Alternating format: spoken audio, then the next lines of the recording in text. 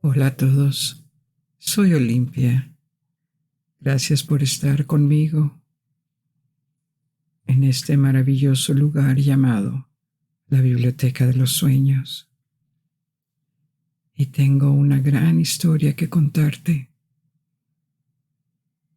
Pero antes de empezar, ¿por qué no asumes una posición cómoda? Respira profundamente y relajantemente. Y cuando exhales, libera esa tensión en tus hombros. Esta noche vamos a explorar la rica historia de Nueva Orleans. Te hablaré de la ciudad en sí, así como algunos aspectos de su cultura, especialmente el vudú. ¿Qué es y de dónde viene? Como de costumbre, no es necesario que veas el video para seguirlo. Si lo deseas, puedes cerrar tus ojos y solo concentrarte en el sonido de mi voz, mientras nos embarcamos juntos en esta aventura. Si te quedas dormido y deseas reanudar el video más tarde o saltar directamente a una parte concreta de la historia, las marcas de tiempo se enumeran en el primer comentario debajo del video. Si eres tan amable, por favor suscríbete a mi canal y haz un clic en el botón me gusta. Esto ayuda a respaldar el canal y mantenerlo libre de pausas publicitarias. Comencemos nuestro viaje ahora con la historia de una de las figuras más famosas de Nueva Orleans. Un misterio de verdad. La reina del vudú, Marie Laveau.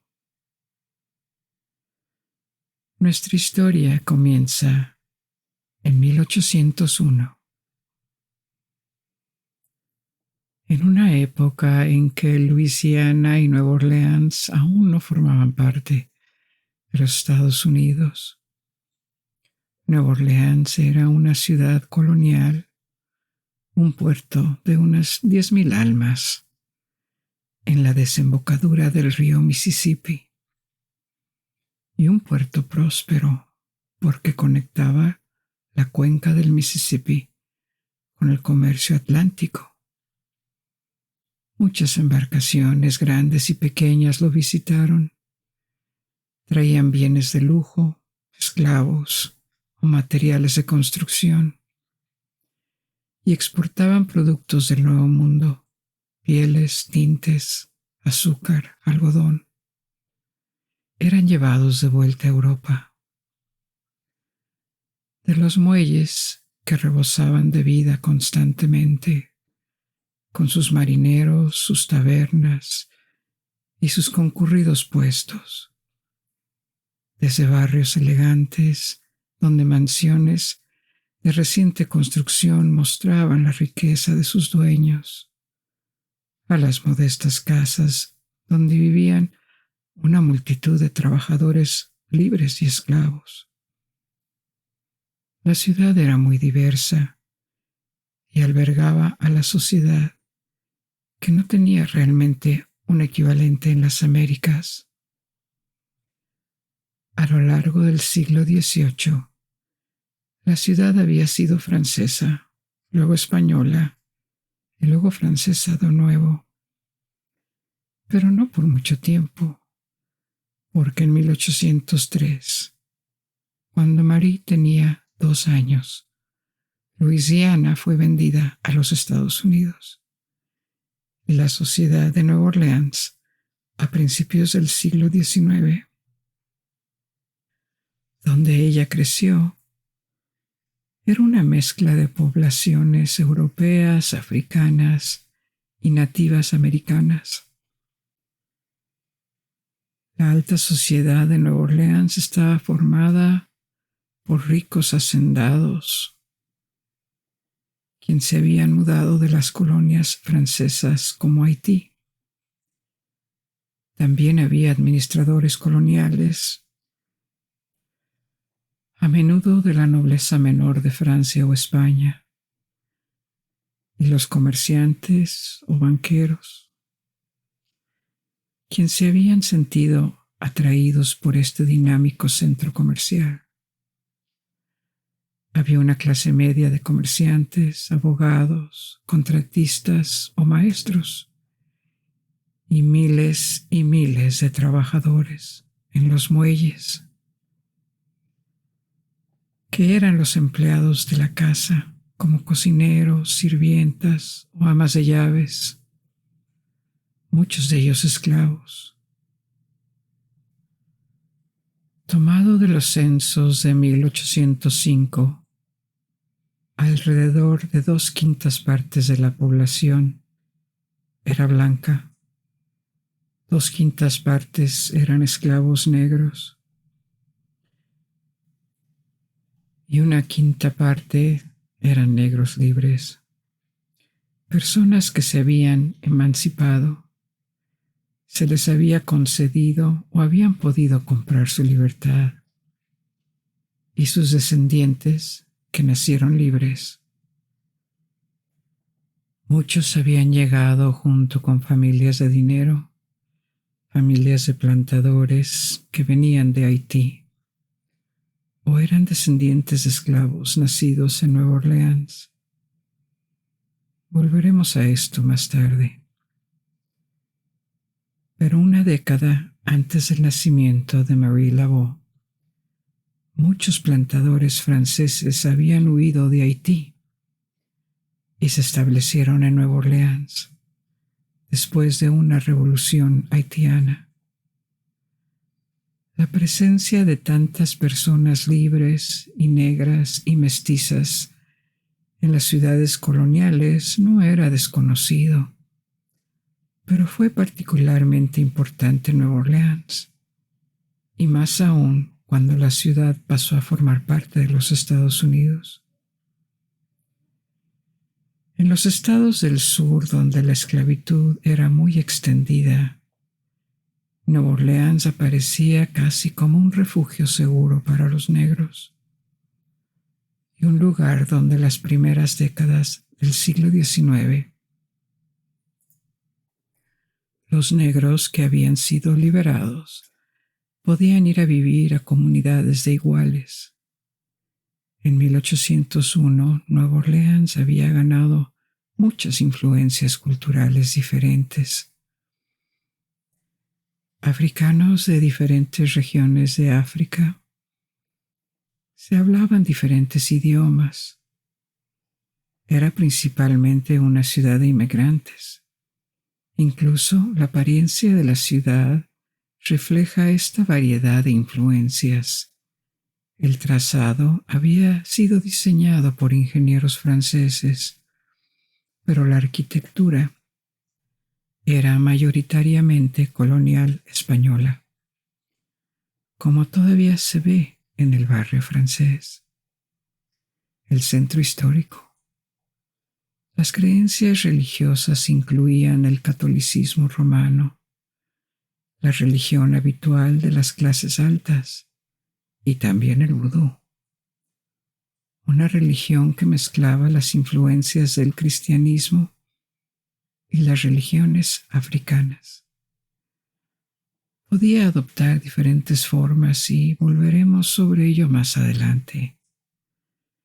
Pero así era el universo original y apasionante donde nació Marie Laveau. Una ciudad de oportunidades, bastante rica y en crecimiento, pero también un mundo duro donde las clases sociales y las razas estaban segregadas, donde la justicia no siempre fue una realidad. Y también un mundo bastante violento y peligroso,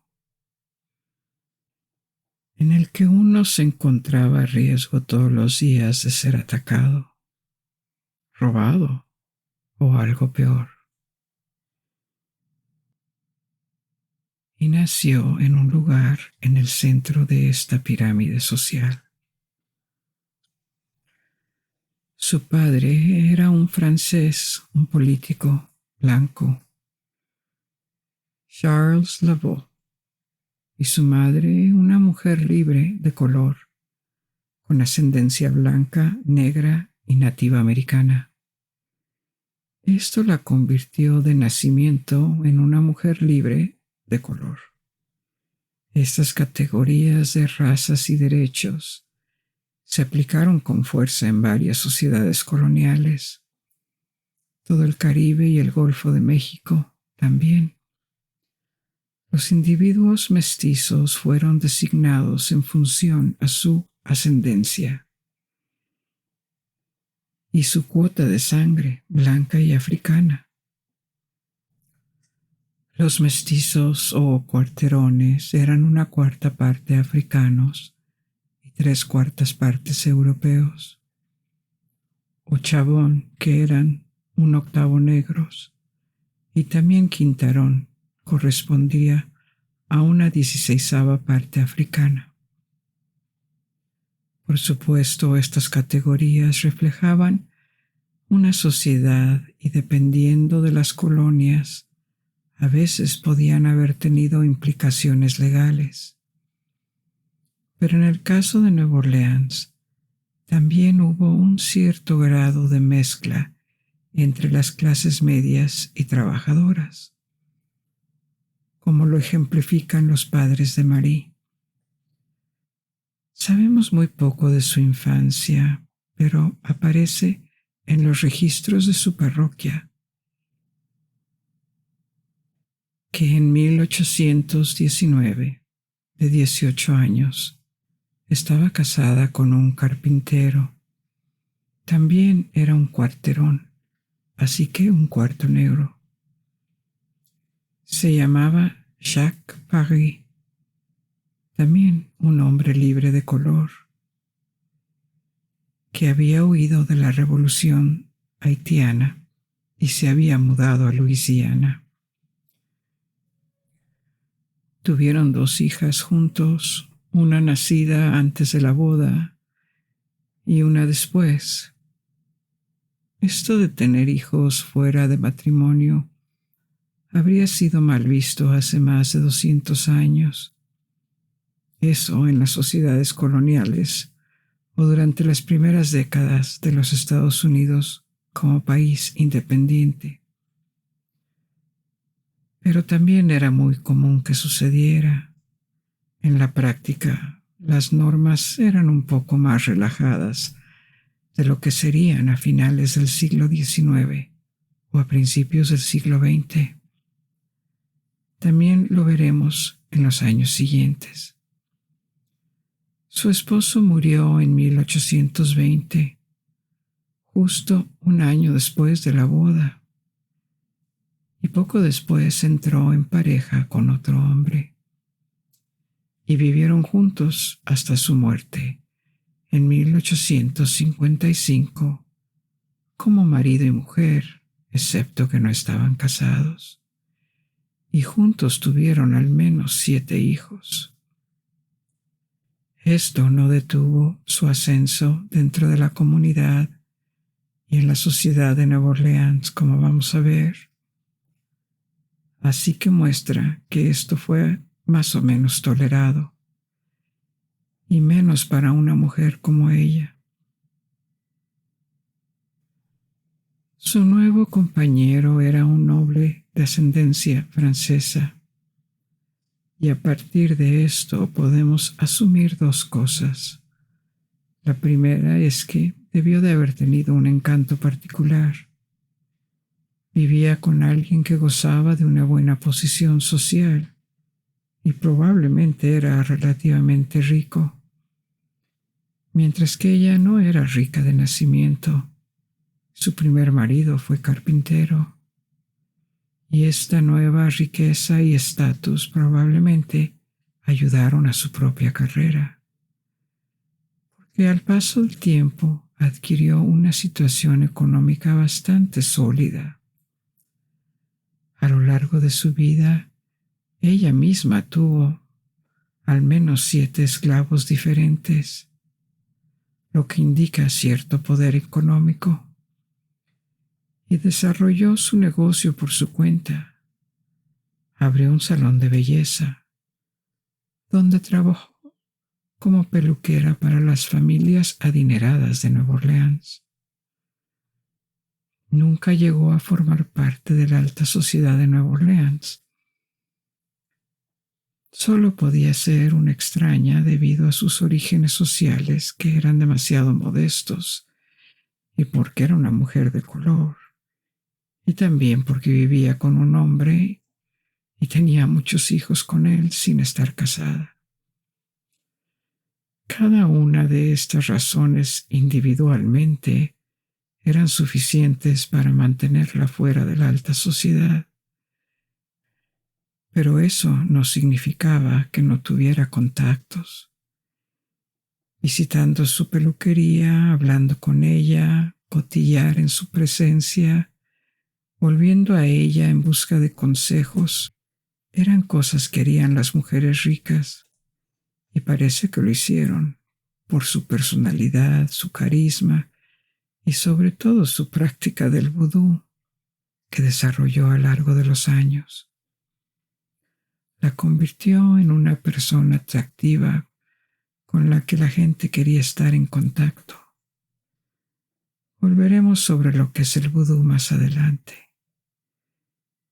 Pero durante un tiempo indefinido, Marie Laveau también surgió como una practicante dedicada a esta religión, así como una curandera y herbolaria. Ella podría proporcionarle remedios, consejos, posiblemente pociones, y también el grigri, amuletos vudú que se creían que protegían o ayudaban a que los deseos se hicieran realidad. Su conocimiento del vudú, sus contactos en toda la sociedad de Nueva Orleans, de los barrios más humildes, al interior de las mansiones más lujosas, su ambición probablemente, esto la convirtió en una figura verdaderamente original, que podía estar a gusto en todas partes. Recopiló mucha información y era respetada al mismo tiempo y tal vez un poco temida. Alguien sin cargo oficial, alguien que quisieras tener de tu lado si no fuera por el poder que habría tenido, al menos por su influencia. Así que personas de todas clases sociales acudían a ella en busca de todo tipo de consejos sobre amuletos. Inclusive la llamaban a ayudar a partos, ya que también actuó como partera. También para realizar rituales en su nombre o simplemente para asegurarse de que estaban en buenos términos con ella. Esta influencia y reputación le dieron el título no oficial de la reina del vudú en Nueva Orleans. El vudú era un culto informal, no había clérigos ni funcionarios, pero da la casualidad de que las mujeres líderes surgieron en Nueva Orleans y se convirtieron en figuras de autoridad. Habían habido 2 mujeres antes que ella. Una de ellas se llamaba Semita Dadé y la segunda, Marie Salopé. Marie Laveau se convirtió en la tercera reina y su gobierno informal, pero aún más largo, duró varias décadas durante el siglo XIX y tuvieron lugar en un momento en que Nueva Orleans estaba en auge. Cuando nació Marie, había alrededor de 10,000 habitantes, no más. Cuando se hizo adulta y viuda, en 1820, la cifra ya se había triplicado. En 1850, cuando ya estaba establecida como la reina del vudú, habían ya más de 100,000 habitantes y cuando murió, 200,000. Era un puerto colonial algo próspero. Nueva Orleans se había convertido en la puerta de entrada al sur de los Estados Unidos. Para el año 1860 era el tercer puerto más grande de los Estados Unidos después de Boston y Nueva York. Y el más grande del sur. También era la segunda ciudad más rica de los Estados Unidos en términos de renta per cápita. Esta afluencia de nuevos habitantes cambió la cultura, pero también multiplicó a los practicantes que eran conocedores del vudú, y así multiplicando la influencia de María. Parece que ella aceptó este cambio y mantuvo su autoridad y popularidad hasta el final. Muere en 1881. Su fama crecía todo el tiempo, no solo como practicante del vudú, sino como sanadora o como mujer de negocios, pero también como líder comunitario. Era conocida por cuidar de los enfermos, visitaba a los presos, realizaba rituales gratuitos para aquellos que no podían pagar sus servicios. Es difícil saber qué pensaba de esto. ¿Eran las relaciones públicas para afirmar su popularidad, su política? ¿O era solo un cuidado genuino por los demás? ¿O todo a la vez? Realmente no sabemos exactamente por qué. No dejó escritos, no pronunció discursos políticos para explicar sus objetivos. Se trataba de una influencia implícita, del tipo que no necesita ser verbalizada. Pero una cosa es cierta, cualquier residente de Nueva Orleans a mediados del siglo XIX, fuesen pobres, poderosos o no, habían oído hablar de ella y sabían quién era. Hubo y todavía hay muchas historias de rumores. Los que le atribuyen sus poderes como clarividente y sus habilidades mágicas. Como dije antes, puede ser útil estar bien conectado, y así fue. Y dirigía un salón de belleza donde podía escuchar los chismes de la buena sociedad. Esta información podría haberle ayudado a parecer clarividente. Ciertamente manejó mucha información, pero el punto es que la gente creía que ella tenía estos poderes y podía hacer algo con ellos. Al menos su capacidad para seguir siendo popular e influyente durante décadas en una ciudad que estaba cambiando enormemente. Dice mucho de su carisma y de su aura de autoridad. Hay testimonios que cuentan cómo se movía por las calles de Nueva Orleans, actuando como si fuese la dueña de la ciudad. Estaba rodeada de rumores, por ejemplo, que era dueña de una serpiente blanca llamada Zombie, después de un dios africano, que como sacerdotisa vudú llamaba a los espíritus africanos y a los santos católicos para que intervinieran, que sus encantos y sus rituales vudú podían cambiar destinos. Nada de esto se puede corroborar, por supuesto, verdadero o falso. Nunca hizo nada para disipar la ambigüedad que también le sirvió. Y probablemente también fue una buena política porque mantenía buenas relaciones con todos, incluida la Iglesia Católica. Aparte del vudú, el catolicismo romano era la otra religión que competía por la devoción de la gente en Luisiana. Pero los dos no eran necesariamente antagonistas. El vudú incorpora muchos elementos católicos, y ser practicantes de vudú no implicaba ni rechazo al catolicismo. La gente todavía iba a la iglesia para ser bautizada, para casarse, más a menudo simplemente para asistir a las misas católicas. Marie Laveau también apareció como una buena mujer católica. Colaboró con la iglesia para organizaciones benéficas, así que no fue rechazada por la iglesia local. Esto habría sido impensable en Europa, por ejemplo, más cerca del Vaticano.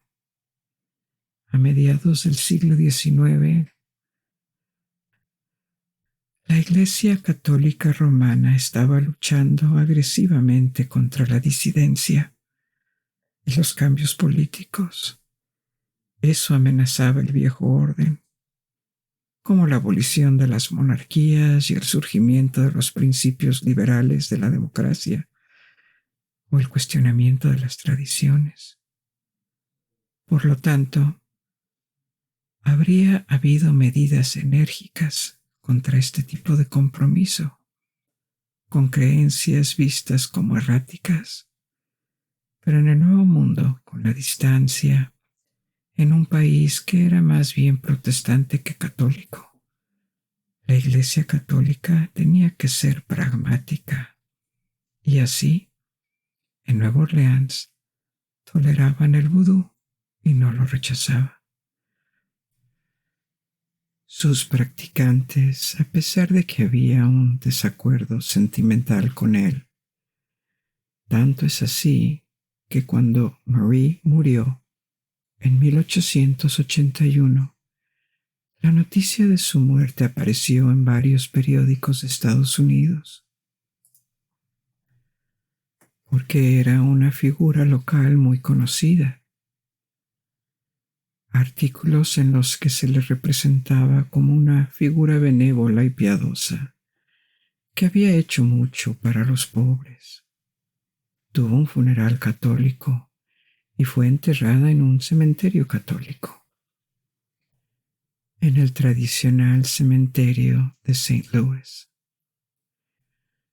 donde todas las familias de Nueva Orleans, incluida la suya, poseía criptas. Había sido una figura muy influyente.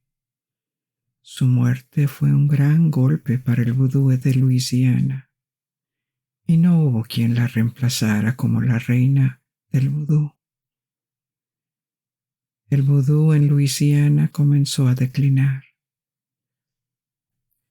Ella había sido un puente entre dos épocas, entre el pasado colonial del siglo XVIII, en el que Nueva Orleans era mucho más pequeña antes de la era industrial, donde pequeñas comunidades de esclavos de primera o segunda generación trataban de sobrevivir, no solo materialmente, pero también espiritual y culturalmente, preservando algunas de las creencias de sus antepasados. Esta vieja forma fue desapareciendo lentamente a lo largo de su vida, dando paso a una nueva era, especialmente después de la Guerra Civil Americana. Una era de progreso técnico en donde la esclavitud había sido abolida. Habían surgido barcos de vapor, ferrocarriles y fábricas. La mayor parte de la sociedad ya no estaba organizada en torno a las plantaciones, y Nueva Orleans era mucho más grande y la gente se había vuelto más escéptica.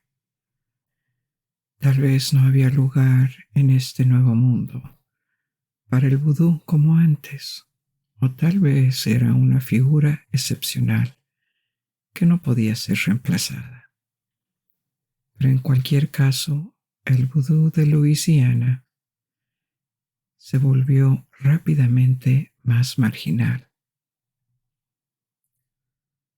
Nunca desapareció y aún sigue teniendo seguidores, pero pasó a la clandestinidad y ya no hubo la misma importancia o visibilidad que había tenido bajo Marie Laveau. Así que después de este pequeño retrato de Marie Laveau, hay una pregunta importante. ¿Qué es el vudú en realidad? Vamos a explorar esto. La forma en que se percibe este término, vudú, hoy en día, viene con dos problemas. El primero es que el mismo nombre, vudú, se da a religiones o conjuntos de creencias y prácticas muy diferentes en África y en América.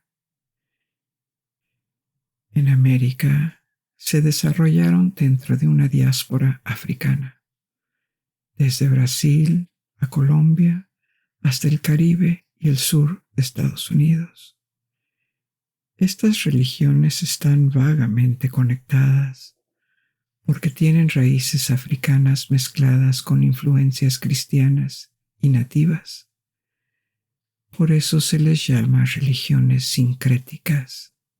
Incorporan diferentes influencias, pero son tan diferentes entre sí debido a sus distancias, diferentes condiciones locales y también porque los esclavos africanos que fueron deportados al otro lado del Atlántico llegaron a regiones muy diferentes, con sus propias culturas. Los senegales vivían a miles de kilómetros de Nigeria o Angola. Tenían diferentes idiomas, diferentes tradiciones, mitologías y creencias. Así que el término vudú es como un término paraguas. Hay diferentes tipos de vudú. Candomblé, la religión brasileña, es una de ellas. Y también lo son el vudú cubano, dominicano, haitiano o de Luisiana. Y hay más. El segundo problema es que el vudú, especialmente las versiones haitianas y de Luisiana, se han dado a conocer por el público, principalmente a través de la cultura popular, donde generalmente se muestra representando como una especie de magia negra con hechizos, maldiciones y posesiones, recreando amuletos o zombies. Los zombies se han vuelto tan conocidos como cadáveres reanimados de muertos vivientes, que olvidamos que los términos provienen del folclore haitiano. ¿Y qué es zombie? Es un cadáver reanimado a través de la magia, incluido el vudú. Así que el vudú ha sido explotado en novelas o películas de una manera que lo hace un poco siniestro, una visión sensacionalista y exótica. Pero esta imagen está muy alejada de la realidad histórica o de las intenciones de los practicantes tal como aparecen en los registros históricos, a los testimonios del presente. Así que retrocedamos en el tiempo y echemos un vistazo a los orígenes del vudú. La palabra vudú tiene una gran influencia en el vudú estadounidense. Se remota a una religión africana llamada Vodun, que históricamente dominaba en el reino de Dahomey en el oeste de África. esta región que se encuentra ahora en el Benín moderno, Togo, Ghana y Nigeria. La cosmología del Vodun está centrada en espíritus que gobiernan todo en este mundo. Algunas deidades mayores son muy poderosas y gobiernan las fuerzas de la naturaleza. Pero todo, desde árboles individuales, lagos o rocas o fenómenos naturales, tienen su propio espíritu que puede ser adorado o apelado. En ese sentido es lo que llaman los antropólogos una religión animista, una que refleja la creencia de que los objetos, lugares y predicadores, o incluso conceptos, poseen una esencia espiritual distinta. Este tipo de concepción ha sido observada en todo el mundo, en todos los continentes a lo largo de la historia. También lo encontramos en los sistemas de creencia de los nativos americanos o asiáticos. Por ejemplo, el sintoísmo japonés. Pero hay muchas más. Tradicionalmente las sacerdotisas femeninas las llamaban Reina Madre y juegan un papel central en esta religión, una característica que cruzó el Atlántico, y eso lo vemos ilustrado en el caso de Marie Laveau. La Reina Madre es la primera hija de la reina anterior y tiene el derecho de dirigir las ceremonias de Vodun. Su papel no es solo espiritual o ceremonial, también son uno de los miembros más importantes de la comunidad. Lideran a otras mujeres, organizan y dirigen mercados, lo cual es muy importante porque los mercados son donde se llevan a cabo las principales reuniones y la socialización. Cuando el oeste africano se puso en contacto por primera vez con el catolicismo, a través de los comerciantes y misioneros, a muchos les pareció compatible. Incluían las doctrinas católicas romanas con la intercesión de santos o ángeles, multiplicidad de figuras. Eso daba acceso al mundo divino. Por supuesto, cualquier teólogo católico argumentaría que los santos y los ángeles no son espíritus apegados a las cosas materiales y que adorarlos no es apropiado.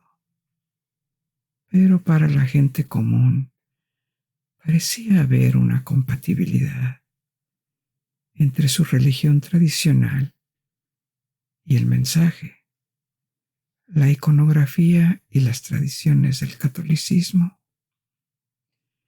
Entonces, en lugar de convertirse por completo, encontraron un espacio para ambos.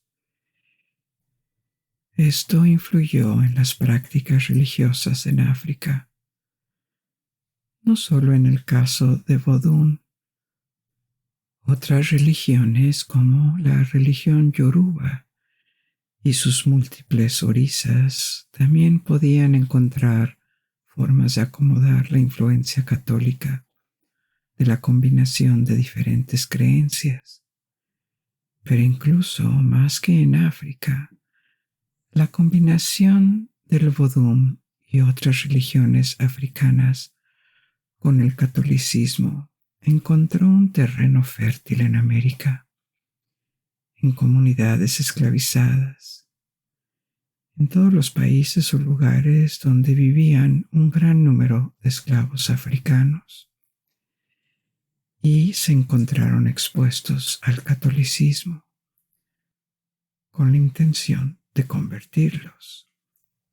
Entonces este sincretismo sucedió en Brasil, Colombia, Venezuela y América del Sur, inclusive varias islas del Caribe. Y más tarde los Estados Unidos al sur. A menudo provenientes del Caribe, el vudú de Luisiana fue fuertemente influenciado por el vudú haitiano. Así que todas estas creencias lo conectan vagamente al vudú, pero cada una se desarrolló de forma independiente. Aunque colectivamente en el siglo XIX se llamaron vudú, a pesar de haber comenzado a desarrollarse al menos 200 años antes. Para las personas que siguieron estas prácticas y creencias, eran solo su fe y su forma de darle sentido al mundo, de encontrar una vida espiritual y recurriendo a figuras divinas que pudieran ayudarles, consolarlos en esta vida y en las posteriores.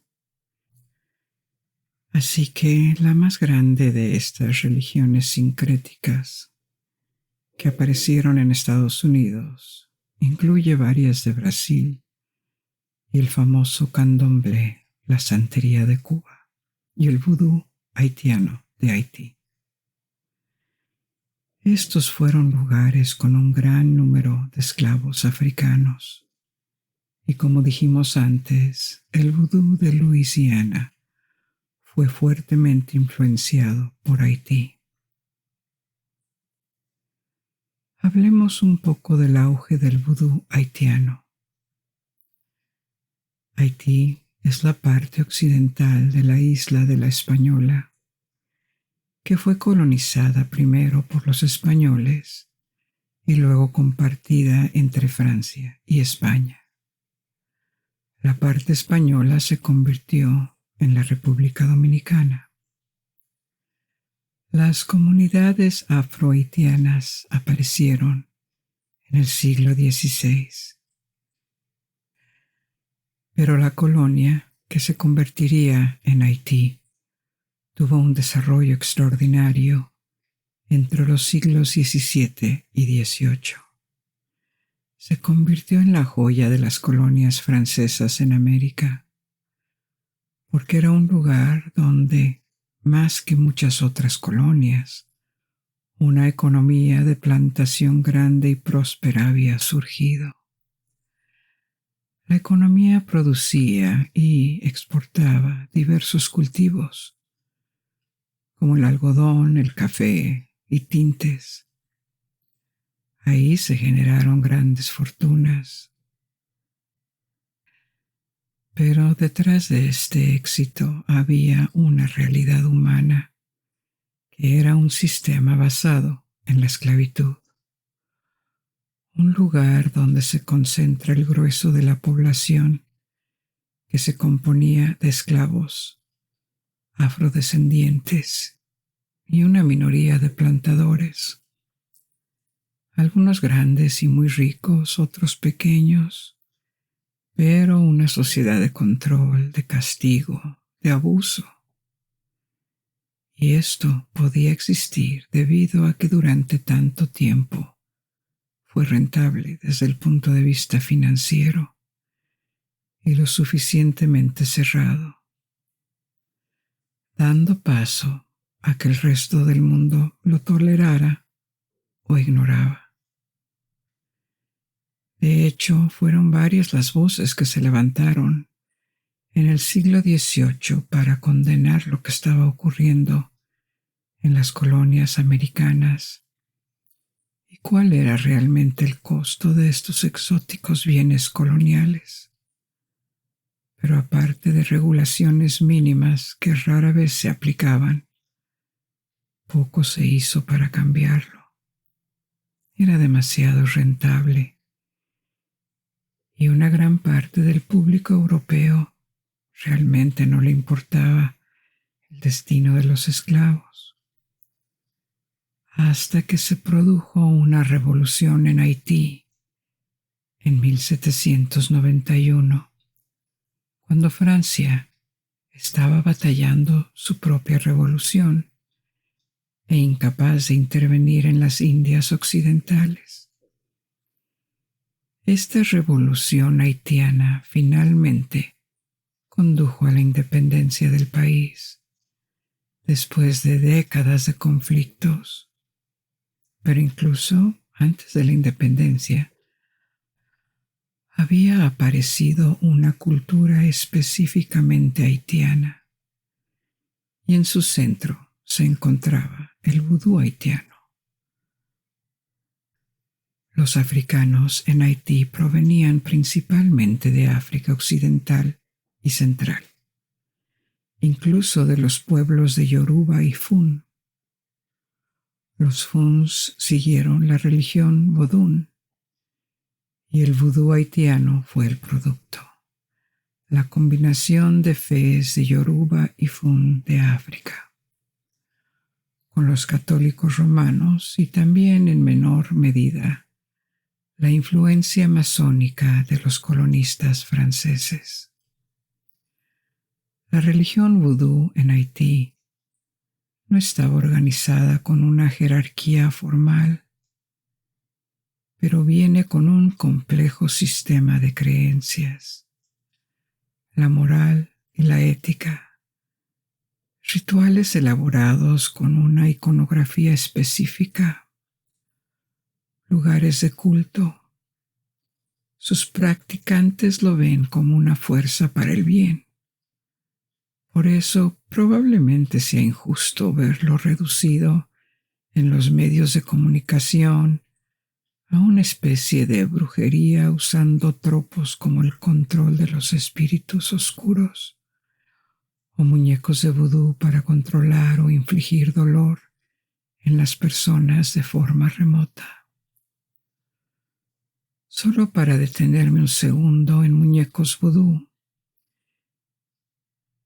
Estas efigies en las que se insertarían alfileres, estos muñecos se encuentran en las tradiciones mágicas de muchas culturas de todo el mundo. Están presentes en el vudú africano como amuletos o soportes para obtener protección. No son particularmente prominentes en el vudú haitiano y ni siquiera se usan en absoluto en el vudú de Luisiana. Así que su nombre, muñecos vudú, no es particularmente merecido o justificado. El vudú haitiano tuvo una influencia fuerte en Luisiana, porque cuando empezó la revolución en Haití, muchos plantadores huyeron de la colonia, llevándose consigo a algunos de sus esclavos. Los que pudieron eran los que preferían quedarse con sus amos. Y también había un número de negros libres de Haití, quienes prefirieron mudarse a Luisiana en la década de 1790 y 1800. El vudú en Nueva Orleans no es solo una rama del vudú haitiano, porque ya había una gran comunidad de esclavos en Luisiana, procedentes principalmente de otras regiones de África, Bambara de Occidente, lo que ahora es Guinea, Burkina Faso, Mali, el Congo de África Central. También estaba, por supuesto, la presencia católica romana local, y el vudú de Luisiana surgió entre los siglos XVIII y XIX, como un sincretismo de estas diferentes influencias. Es difícil simplemente definir el contenido del vudú de Luisiana, sus creencias, deidades y ritos, porque han evolucionado y también nunca hubo textos o doctrinas oficiales que lo presentaran. Tampoco hay una figura de autoridad indiscutible. Está completamente descentralizado y también siempre fue bastante reservado. Se practicaba fuera del ojo público. Así que conocemos el vudú de Luisiana en el siglo XIX, durante el tiempo de Marie Laveau, principalmente a través de testimonios o artículos de prensa. Estos registros históricos revelan los nombres de varias deidades, figuras mundiales de adoración, como Doni el Blanco, el Gran Zombie, Papa Lebas. Los nombres están en criollo francés. Blond Dani, también conocido como Monsieur Doni. A menudo se le presentaba como una serpiente, y esta deidad estaba asociada con la discordia y la derrota de los enemigos. No está claro si estaba completamente separado del gran zombie.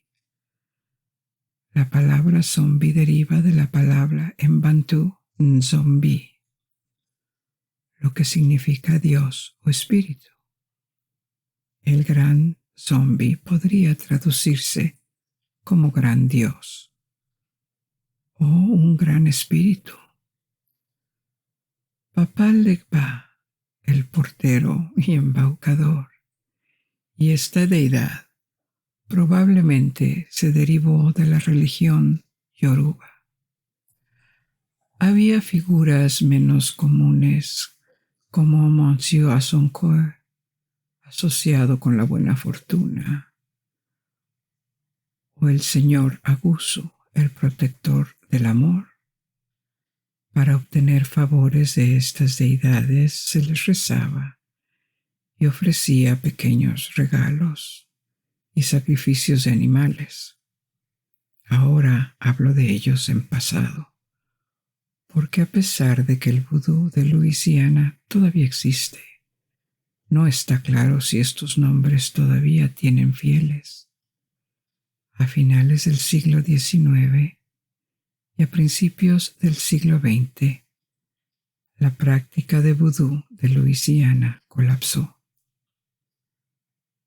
No desapareció del todo, pero se volvió tan marginal que apenas hay rastros de ella en los registros.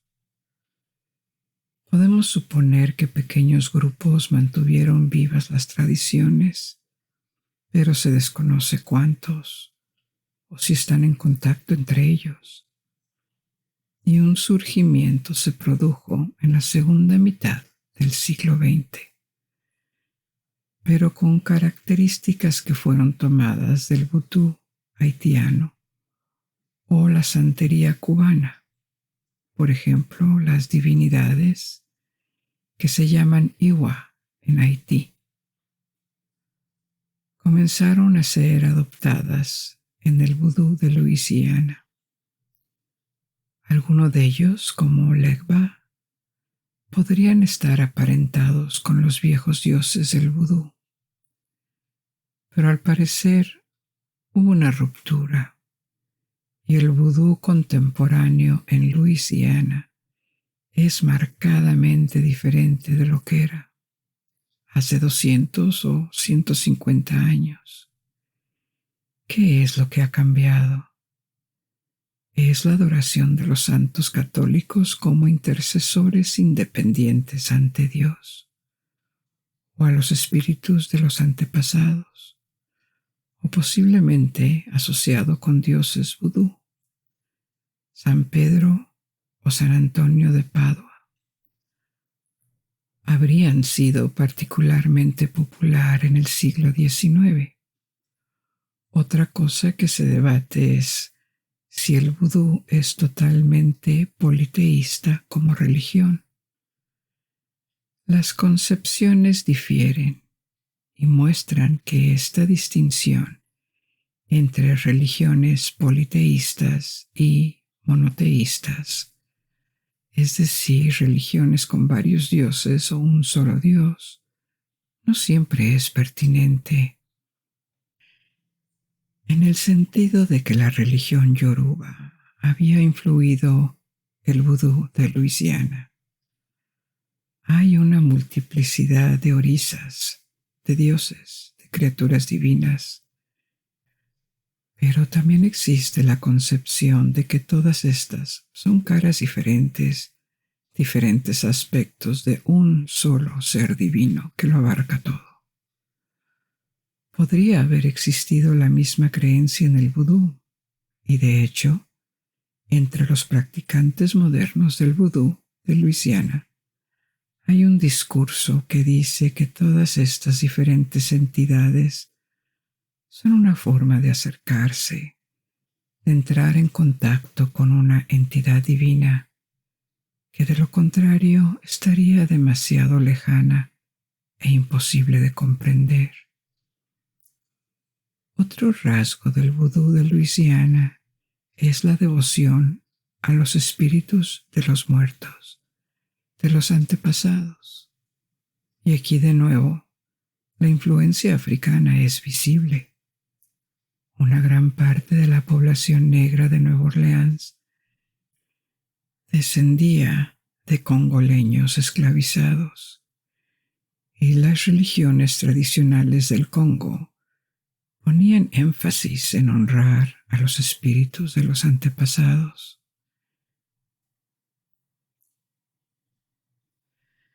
Pero ahora echemos un vistazo a la historia de Nueva Orleans en general, la cual fue particularmente agitada en los siglos XVIII y XIX, y esto dio forma a su identidad. La ciudad fue fundada en la primavera de 1718 como puerto principal de la colonia de Luisiana por la Compañía Francesa Mississippi. Durante 30 años, los franceses habían tenido el proyecto de fundar una colonia en la desembocadura del Mississippi. Y como otros países europeos de la época, esto se hizo a través de una corporación. Estas empresas recibieron la aprobación real y derechos comerciales exclusivos en una región del mundo. Durante un periodo de tiempo determinado, y era su responsabilidad conseguir los fondos, invertir en el comercio internacional y la producción de bienes y generar beneficios para sus accionistas. Esta es otra historia, pero la Compañía de Mississippi se convirtió en la Compañía de las Indias, un año después de la creación de Nueva Orleans, y se convirtió en objeto de una intensa especulación en el mercado de valores, y luego un espectacular colapso financiero. Este fue uno de los primeros ejemplos de burbuja y estallido del mercado de valores. Pero eso no impidió que Nueva Orleans creciera lenta y dolorosamente al principio, porque la colonia de Luisiana en general se enfrentó a luchas con numerosas tribus nativas americanas. La ciudad había sido instalada en tierras habitadas por los Chitimacha. Al norte de ellos vivían las Natchez. Y por supuesto, no se les había preguntado si estaban de acuerdo en que estos extranjeros se apoderaran de sus tierras ancestrales. Varios conflictos estallaron en las décadas de 1720 y 1730. Otra amenaza era el expansionismo de las 13 colonias británicas del este. Hasta la Guerra de los 7 Años, no había conflicto abierto, pero cada lado formó alianzas con las tribus nativas, y las tribus utilizaron esta rivalidad para alcanzar redadas al este o al oeste de los montes Apalaches. Varias veces Nueva Orleans era el lugar donde los residentes de Luisiana tuvieron que refugiarse. Pero a pesar de este conflicto, el puerto creció a unos pocos miles de personas y se insertó bien en el comercio atlántico. Era un lugar para vender pieles que los tramperos recolectaban alrededor del Mississippi. Exportaban la producción de las plantaciones de Luisiana y traer productos europeos y, más que nada, traer la mano de obra esclavizada que se necesitaba para que la economía de plantación funcionara. De este primer periodo francés, que duró 45 años, Nueva Orleans conservó parte de su trazado, incluido el barrio francés y diversas instituciones, como un convento de las hermanas ursulinas que fundaron una academia, y muchas escuelas de Nueva Orleans pueden rastrear su linaje a esta academia ursulina. Pero este periodo terminó después de la Guerra de los 7 años. Francia había perdido y le costó Canadá y Luisiana. Canadá se convirtió en británica, pero no Luisiana. Se le cedió a España como compensación, y así comenzaron 40 años de su etapa española, un periodo en el que llegaron algunos colonos españoles, pero muchos más cajunes se trasladaron desde otras colonias francesas perdidas de América del Norte. La mezcla de culturas continuó formándose. Franceses, españoles, nativos americanos y africanos. Porque la población negra creció a lo largo del siglo XVIII con la llegada de los barcos esclavos y sus descendientes. Con el paso de las generaciones y la emancipación de los antiguos esclavos, la sociedad se hizo más compleja y apareció una importante comunidad de negros libres. La mayoría de los edificios del siglo XVIII en Nueva Orleans son de la época española. Por eso, si nos fijamos en el aspecto del barrio francés, verás similitudes con otras ciudades coloniales españolas, como La Habana en Cuba. A finales de siglo, la Revolución Francesa tuvo grandes repercusiones indirectas en Nueva Orleans, y a pesar de que era española en ese momento, primero porque facilitó la Revolución haitiana, y con ella llegó otro grupo de plantadores y comerciantes franceses que escapaban de Haití, y luego porque dadas la caída de varios gobiernos revolucionarios en Francia, surgió Napoleón y se impuso a España la vuelta de Luisiana y el control francés, solo para vendérselo a los Estados Unidos 2 años después. En la década de 1800, la ciudad ahora estadounidense creció muy rápido, más rápido que nunca, debido a la llegada de cada vez más criollos franceses y esclavos africanos. Más tarde en el siglo fueron seguidos por italianos, irlandeses, alemanes y polacos. En relación con otras ciudades de los Estados Unidos, Nueva Orleans alcanzó su apogeo a mediados del siglo XIX. En ese momento su posición en la desembocadura del Mississippi, cuando la economía de plantación estaba en auge en el sur de los Estados Unidos. Los migrantes seguían llegando y avanzando hacia el oeste o se quedaban. Su atractivo para los negros del sur era que si pudieran llegar a ser libres, porque había una gran y ya vieja comunidad de personas libres de color en Nueva Orleans.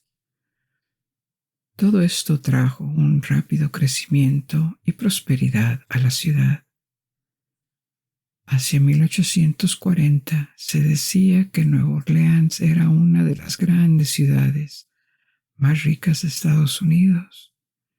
Esto es difícil de verificar, pero en cualquier caso, era la tercera más poblada después de Nueva York y Baltimore, y el tercer gran puerto después de Nueva York y Boston.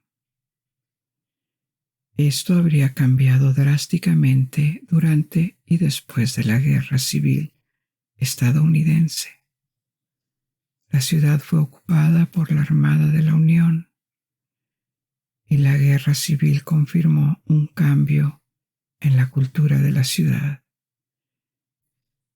que la élite criolla de habla francesa había estado temiendo durante mucho tiempo.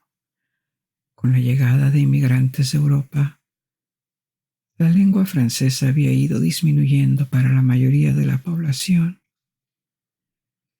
Hasta 1830, a una cuarta parte.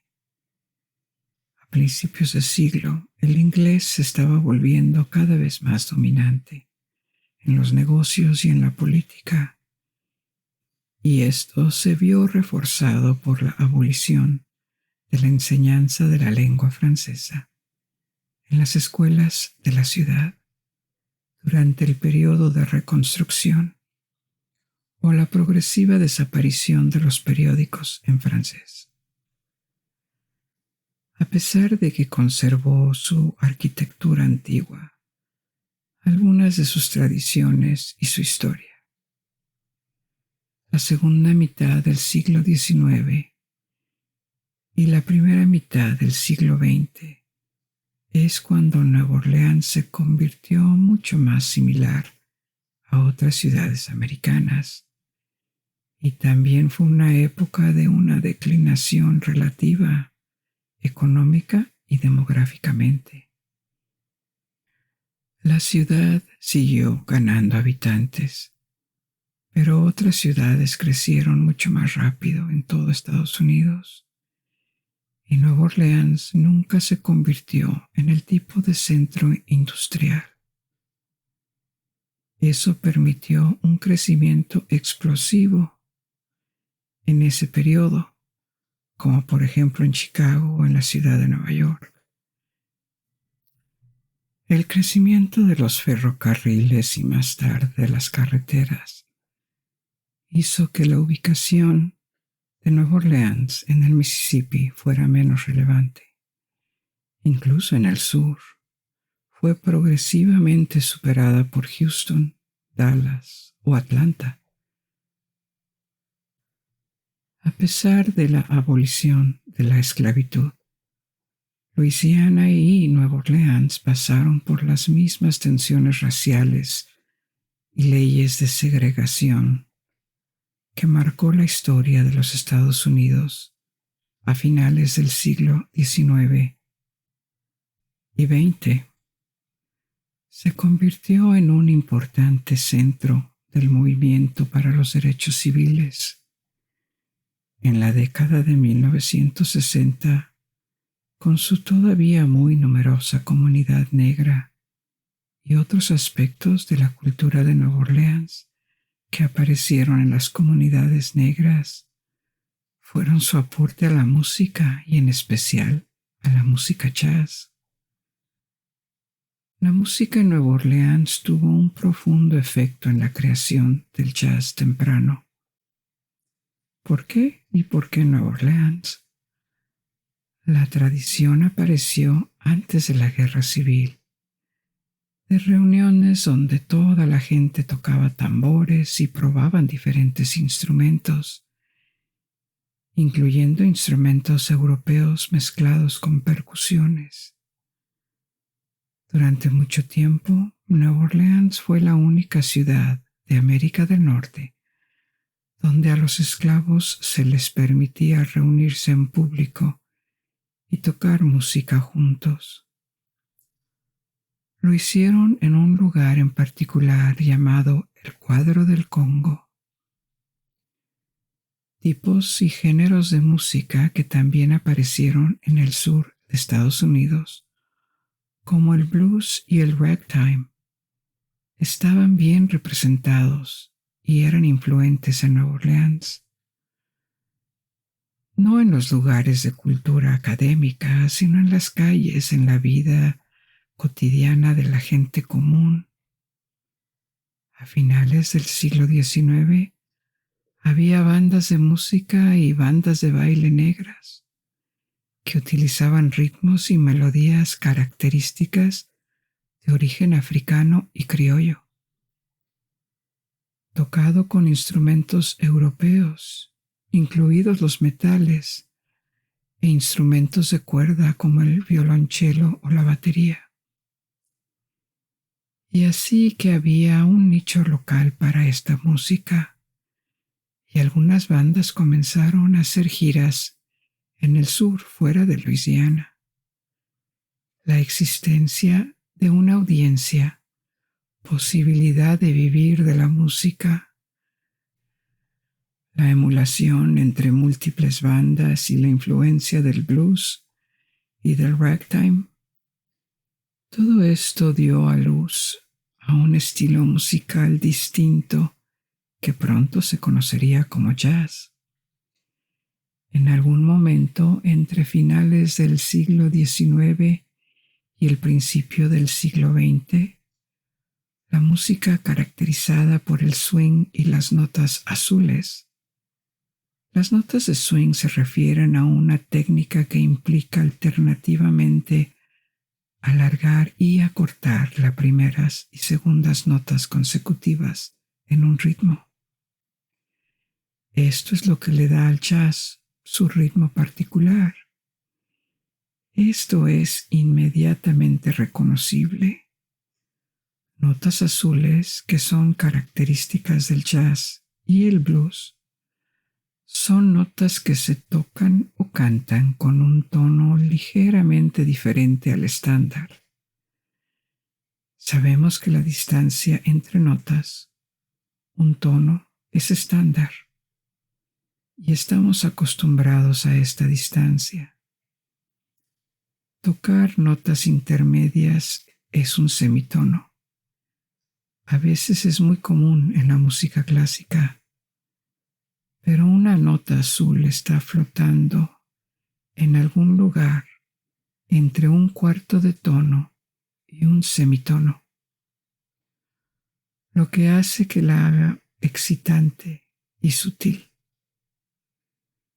El jazz o el blues usan estas notas azules todo el tiempo. Es lo que les da libertad y expresividad. Hay otras características del jazz, incluyendo sus acordes complejos, que varían mucho porque este género explotó en la década de 1920 y se extendió por todo el mundo, donde se inspiró en las culturas musicales locales. Sin embargo, Nueva Orleans es la cuna del jazz, porque aquí es donde se produjo la invención de esta forma de expresión musical. Y muchos de los músicos y cantantes del jazz más brillantes son de Nueva Orleans, incluyendo, por ejemplo, Louis Armstrong. Hoy en día, el área metropolitana de Nueva Orleans tiene 1.2 millones de habitantes. Sigue siendo una ciudad relevante. Se enfrenta a desafíos económico, social o natural, incluyendo su exposición a huracanes e inundaciones. y a veces pueden ser trágicos, como en el caso de Katrina. En 2005, cuando falló el sistema de muros de contención que se suponían que debían proteger la ciudad.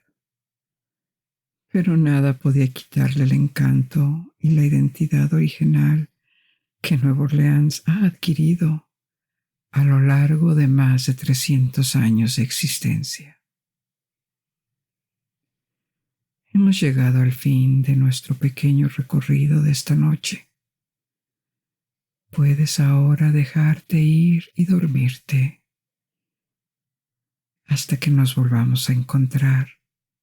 Buenas noches. Duerme bien.